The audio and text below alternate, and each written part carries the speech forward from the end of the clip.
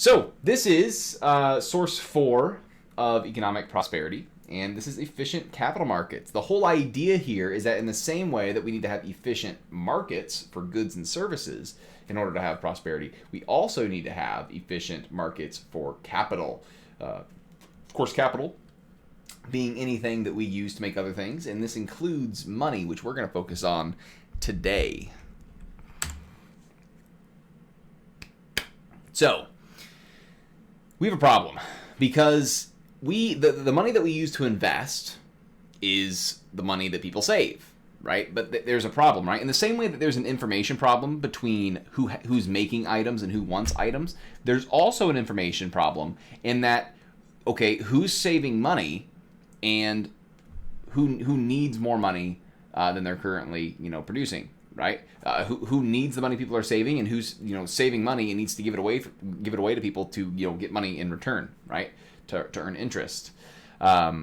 So we need a middleman again, and that middleman in these cases are banking, financial institutions, whether it's a bank, an investment firm.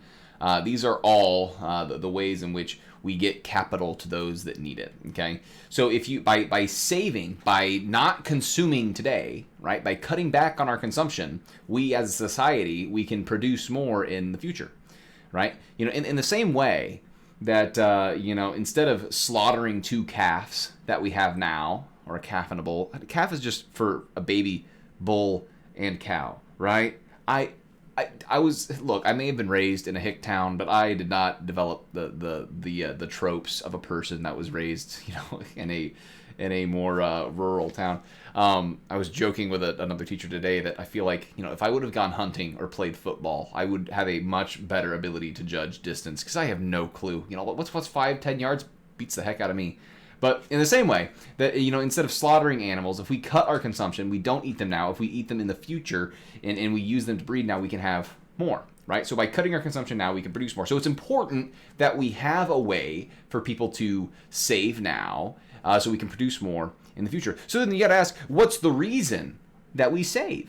Right? Why would anyone cut their consumption now? It's so they can have more in the future, right? The people that save for retirement are saving now so they can have more in the future, right? The reason why I save 15% of my income, or will be, I'm going to be debt free next month, so I'm not doing it right now. But the reason why I will save 15% of my income is so I can live off of that money after it multiplies after a lifetime on the market. And we'll talk about that during the 4th section of Common Sense Economics. Oh no, that better not be the Rona. Okay. So, when we're trading capital, trading money, okay, we incentivize people saving, right? And you got to ask. I guess I never answered this. How do we incentivize people? How do we get people to sacrifice consumption and save? Because they get more in the future, right?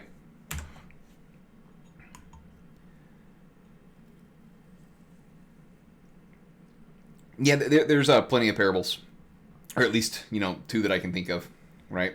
Where the person who just buries it does nothing, and the person that actually goes out and earns returns is better off than the person that did nothing. Yeah, it's a good example. So that said, though, right, just like in markets where there can sometimes be failures and sometimes make trades and they end up I'm way better off because of this trade. I wish I didn't do it. Sometimes it does happen, but of course the person, they're not going to make that trade again, right?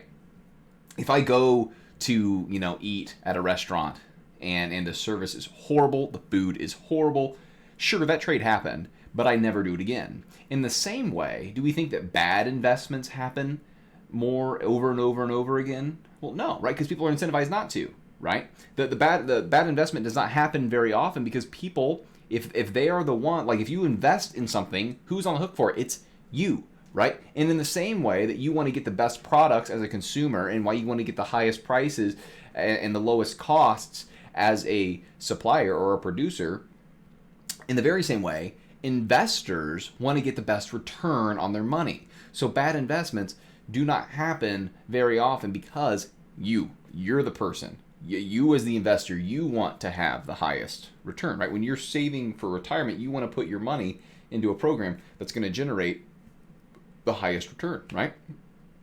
So because of this, we have an incentive to do good investments. Okay, productive investments encourage economic growth in the same way that profits encourage economic growth, in the sense that, if we want to sell a profitable product, that's productive because we're taking resources and turning it into something that's valued more.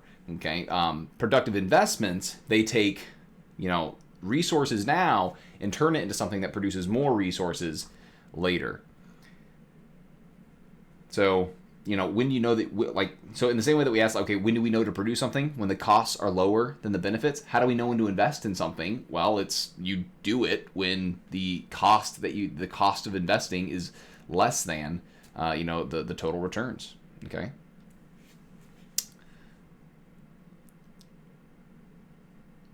Yeah, the fees to your investment consultants up front. Mm-hmm. Yeah, you want to make sure that the person that you're asking for financial advice has the same incentives as you, to have your incentives aligned. There's actually a term for that, and I can't remember right now. It's a fiduciary standard, I believe, where they only make money when you make money. Some accountants, flaunt that, because you kind of do want that, right? Someone's going to be telling you how you should invest your money as an individual. Today we're going to talk broad strokes, not really personal investment. Again, that's in part 4 of the book that we read. But the fiduciary duty, yeah, something like that. So essentially, they only make money when you make money. So then your incentives are aligned, right? So what are capital markets? Well, as a broad example, anything involving loans, that's a capital market, right? It takes money from people that are saving it right now to people that, need to spend more money than they have right now, right? The only reason I borrow for a car, if you're borrowing for one, is because you don't have enough money to spend on a car, right? The reason why people use credit cards is because they, don't have enough money in the bank or in cash, so they swipe this piece of plastic that has a 15% interest rate. Never carry a balance on a credit card. Again, we'll talk about that later in chapter 4, or in part 4 of this book. Again, there's all sorts of loans, right? All sorts of loans. I'm going to give money to you for a set amount of time, and then you're going to give it back, and over the course of that period, you're going to be paying me interest. Okay, so these are an example of capital markets. People that have money are giving it to people that do not have money or want the money, right? Another example is real estate. Real estate is a capital market. It's in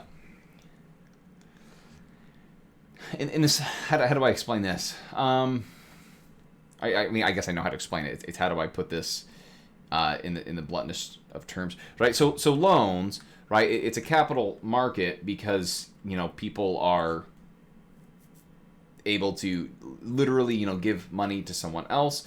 In the case of real estate, still we have people that will invest in real estate. Right, they'll buy land and then develop it, and that land becomes more valuable once it's developed. Or people will buy land knowing that in the future people are going to want that land, and then they're able to sell that land for a profit. Right, so they essentially conserved that land, right? So they get a profit for it, right? So this is loans. They can really be for anything, but when we talk about real estate, we are specifying land, right? Homes, commercial properties, all of those things, okay? But of course, all of those things being land, okay?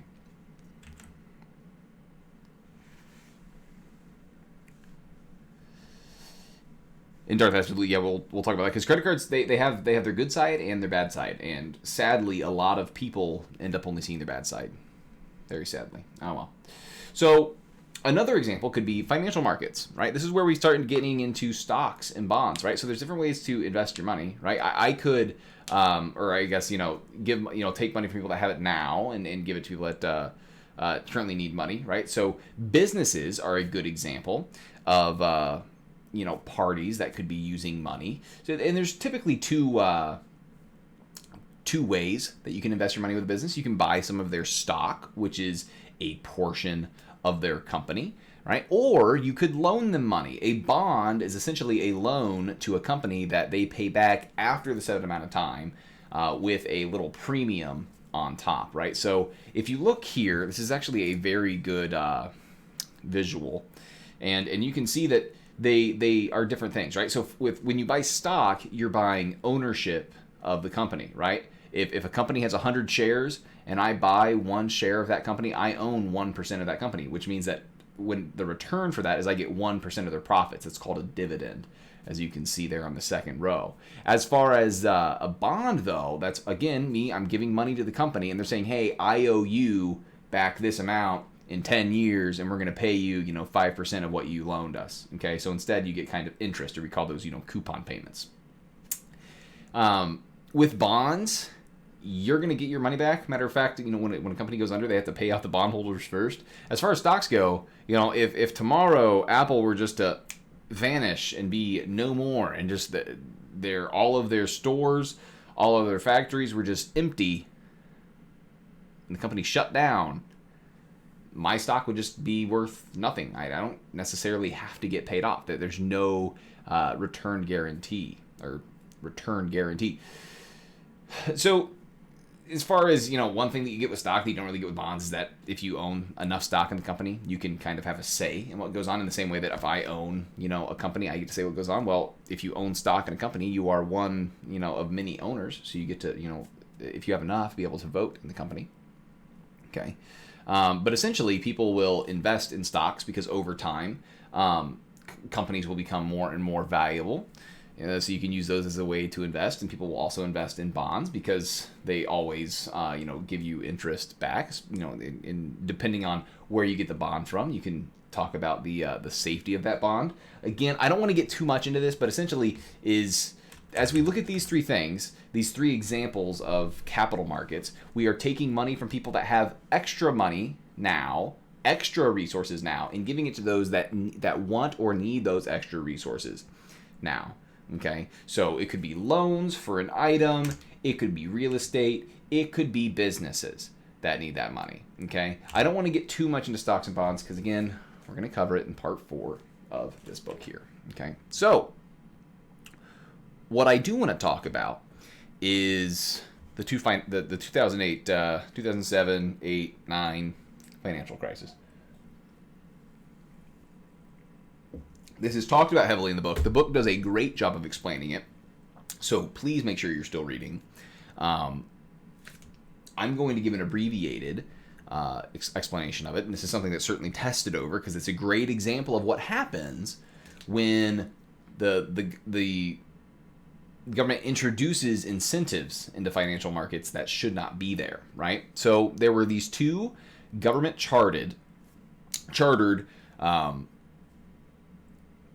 investment banks, okay, Fannie Mae and Freddie Mac. Okay, they were these government-backed banks chartered by the U.S. government, and because they were chartered by the U.S. government, people thought that they were a safe investment. So people would a lot of the times buy bonds from these companies, right? They would loan money to Fannie Mae and Freddie Mac at lower interest rates because they viewed it as a safe investment. Okay, so they had a lot of money to then go out and buy mortgages, right? Because think about it this way: if someone has a mortgage on a $100,000 house, they may have loaned them $100,000, but over the course of that loan, it may return $300,000, right, in total. So if I can buy that loan from somebody for $105,000, then I can, over time get, essentially for paying $105,000, get $300,000 back. Sounds like a pretty good investment. That's what Fannie Mae and Freddie Mac did. They didn't really loan people like you and me money. What they did was, after a company,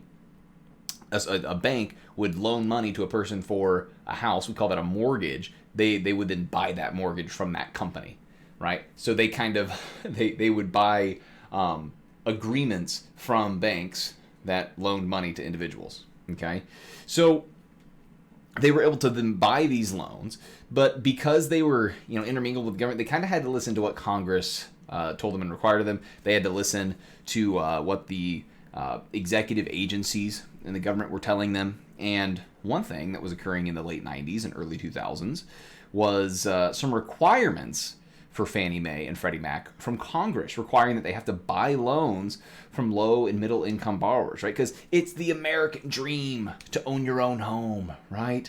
So we want to make it, Congress made it so that there was an incentive for people to loan, for these businesses to loan money to these low and middle income borrowers to buy homes. And eventually, what ends up happening is that you end up running out of people in low and middle income areas that actually have the ability to pay a loan back. And in order to continue loaning to them, because these individuals that were loaning money to these, these businesses, these banks that were loaning money to these low income and middle income earners, when they wanted to buy a home, eventually you're going to run out of people that are able to pay that loan back.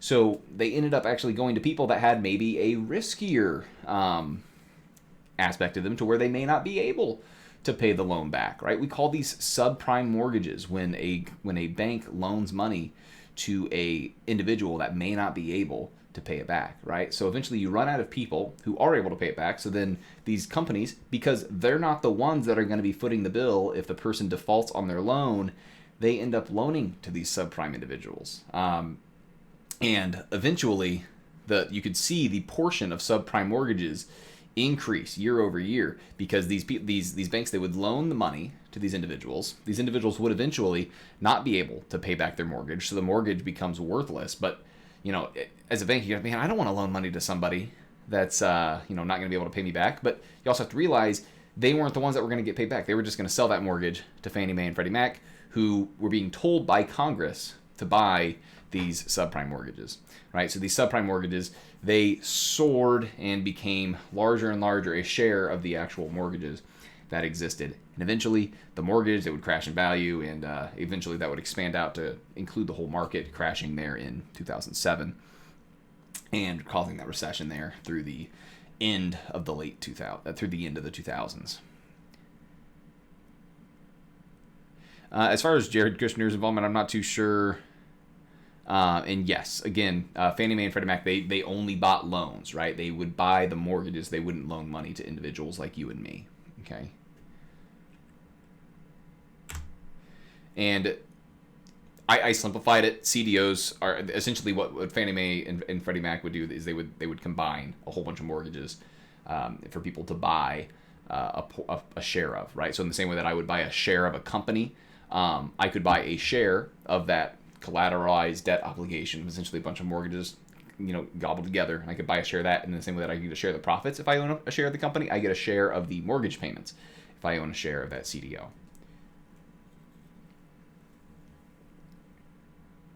So I want you to look at this graph here, and you can see what happened, right? Because you got to think, do we want bad investments to happen? No, we don't, right? Because that means that we're taking our resources and we're putting into something that's not going to reward us, right? We're taking our resources and we're investing them into something that's not going to allow us to consume more in the future, right? Because that's the whole reason we save. We save and invest so we can consume more later, right? But with these subprime mortgages, we were essentially investing money into something that was worthless, right? If you invest money, if you give $100,000 to a person to buy a house and then they don't pay it back, that is a bad investment, right? So we don't want this to happen. Yet if we look at what happened during the early 2000s, you can see that as we entered the 2000s, or even from 94, went up to 2000, dropped back down 2002 to 9.2, and then man, look at that, 2004, 2005, 2006, man, look at that increase. Okay, that is huge. Right, going from almost 5% in the 90s to a third of all loans that were made to folks that could not pay them back. That's not good investing, right? And this happened only because the government got involved, and we ended up making investments into things that we should not have made investments for, right? So we really got to make sure when we're talking about having regulations for these capital markets, we got to make sure that we're still not losing sight of the fact that in the same way that we want markets to be productive, right? We want there to be profits because it means we take resources and turn them into something valued more. We also want to make sure that we're not creating incentives for people to, save money on consumption and then invest it into something that's not going to pan out to allow us to consume more later on. I imagine it could be both, Darth, but I've only heard about it from the lens of an individual's wanting to buy homes. It's a very good question on commercial properties. We can look at that after. Commercial policy. Sorry, I had commercial on the mind. So with this in mind, right? I do want to talk about this, right? Because do we want people that can loan money and if I don't pay them back, they can break my ankles? Is that really what we want?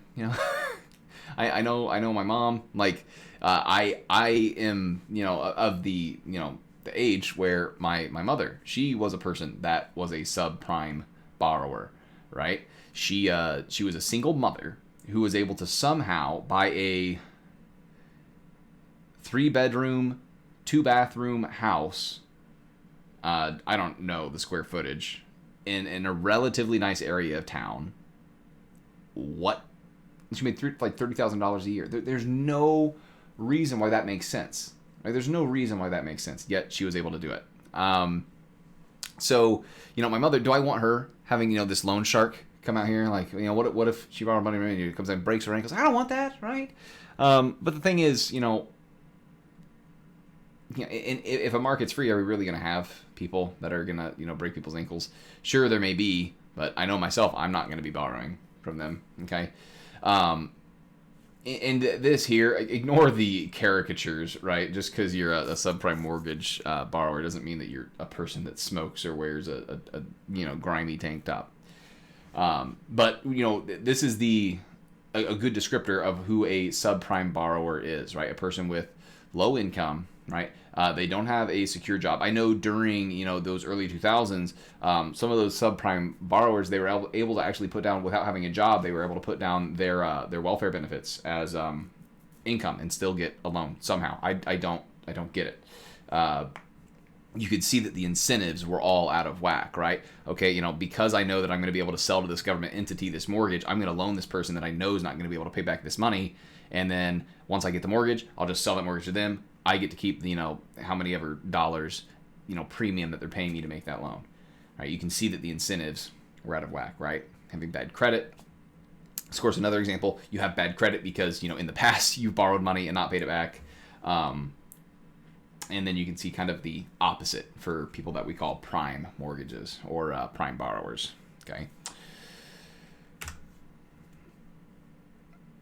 So there's two kinds of policies that we're looking at here. The government is invested in controlling these markets, right? And one of the ways that they regulate these markets or are involved in these markets is through monetary policy and fiscal policy. So they're different. They both are involved, and sometimes people argue they should do the same thing. But monetary policy refers to whenever the government is changing how much money is circulating throughout the economy. That's what we'll focus on in the next section, section 5 of part 2. And then there's fiscal policy. Fiscal policy refers to whenever the government changes how much money is taken in taxes, or how much money the government spends, right? Are they going to spend more money on projects? During COVID, we've had some great examples of fiscal, not great because of their effects, but they are they're an example to look at of something that is fiscal policy, right? Recently, we had Trump made that'll be taking effect, I think, this next month, where there's going to be the payroll tax that people aren't paying. People have more money to spend, and the idea is that this will help the economy. Whether or not that's true, we'll see what happens. And then monetary policy, that's whenever the Federal Reserve, our central bank, changes interest rates so that banks will either borrow more or less. And of course, if they're borrowing more or less, that changes how much we can borrow. Okay. We're not going to get too much into this, but it's important to know the distinction between these because fiscal policy is really what we think of as the government, right? The Congress and the president, and monetary policy is more the central bank, right? The Federal Reserve, which is supposed to be separated from our government. Yeah, the whole idea behind monetary policy is that equation there, Darth. And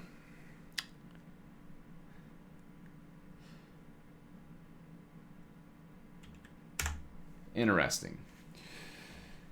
So, let's talk about the ways that the Federal Reserve can control the monetary policy. This will essentially be all that we talk about as far as monetary policy is concerned. But the money supply is essentially how much money there is circulating in the economy. I'm trying to think of the best way to draw this. I think I'm just going to get out MS Paint here. So let's talk about reserve ratios. Okay, so I really wish this would stay out. There we go. Let's get a big brush. Where are we on time? 34. Okay.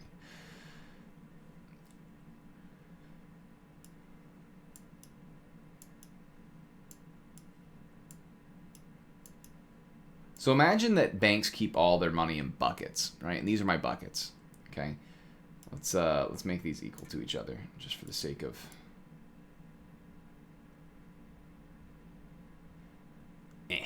Man, I'm good at art. Okay. So these reserve ratios are essentially the government saying, hey, you have to keep this much money in your reserve, not loaning out. Okay. So you got to imagine, let's say that the current reserve ratio is 10%. That means the banks, they can loan out this 90% right here. Okay. But what if, go ahead and draw these. But what if the government says, hey, instead of keeping 10%, you now have to keep something like 15%. Well, in theory, what happens to the money supply? Well, we go from banks being able to loan out 90% of the money they have. Now banks can only loan out 85%, right? So you can see by them changing how much money banks have to keep not loaned out, you can see how much that changes how much is available for us to borrow, right? And you go back to thinking about supply and demand. If there's less for us to borrow, that probably means that money is going to be more expensive to borrow. And if we look at what the price of money is, it's interest rates, right? So whenever you see an increase in this rate here, the reserve ratio, the reserve ratio, you'll see an increase in how much money costs. You'll see an increase in interest rates. Or if we go the other way, you'd see a decrease in interest rates, right? Another thing that they use is interest rates themselves. So the Federal Reserve, they loan money to banks. They're called the lender of last resort.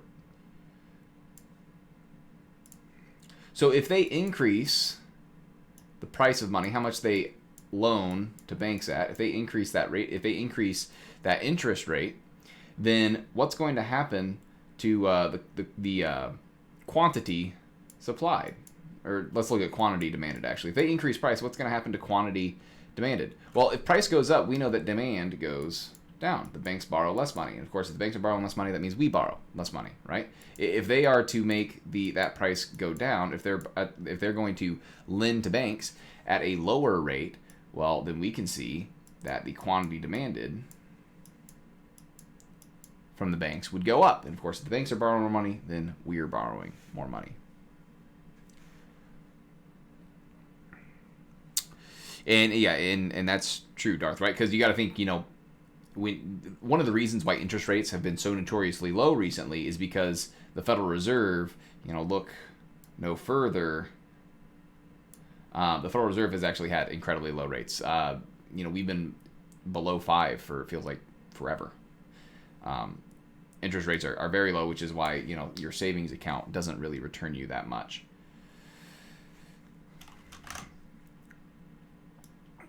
Because why is the bank going to pay you to keep your money in the bank when they can just get money from the Federal Reserve, right? So another thing that they do is what's called open market operations, where they can buy and sell bonds. And remember, a bond is this IOU, right? It's a contract that is sold for a certain amount, and then the buyer is paid back the full amount plus interest, right? So you get these coupon payments over time.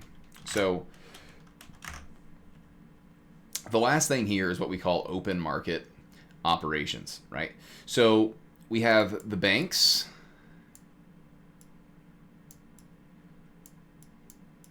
I'm so good at spelling with my finger. Banks, and then we have the Fed, right? That's what the cool kids call the Federal Reserve. Okay, we have banks and the Fed. All right, so now if the Fed is giving bonds, I'm going to signify that with B. If they're giving bonds to banks, banks are paying for those bonds with money, right? Now, we also have to realize if the bank is giving money away, it's supposed to be money sign. If the banks are giving money away to the Fed, does that mean they can loan it to us? No. So we actually see the money supply decrease when this occurs. Now, if the banks, if they are selling bonds to the Fed, meaning that they get money in return, what does that mean when the Fed buys bonds? That means that the banks are getting money, increasing the interest rate, right? So whenever you hear about the Fed buying bonds from banks, it means they're giving banks money. If you hear that the Federal Reserve has decreased the interest rate, then that means that you're going to see banks borrowing money and being able to offer you more, which then means that you're going to get a lower interest rate. There's also another thing called quantitative easing, called QE for short, that's relatively new, where the Federal Reserve, instead of buying these Federal Reserve bonds, they'll also buy other assets. And those assets can range to any number of things. So this could be, we talk about, these federal bonds, but it could also be, things like, you're saying, Darth, like corporate bonds, like for corporations, right? The companies that you and I know, yeah. And of course, if they're buying those assets, that means that instead of having those shares of the company, they then have money, which they can then loan out. Okay, so that's it. We're gonna get into source 5 next time. This lecture's long enough, guys. Thank you for watching. Please do the reading for this section. Do the reading for this section. I mean, you should be doing the reading for any section, but the portion on Fannie Mae and Freddie Mac, that's very nuanced, and it's important that you read it, because if I go and I could have a whole day where we talk about things that led up to 2007, but we can't. So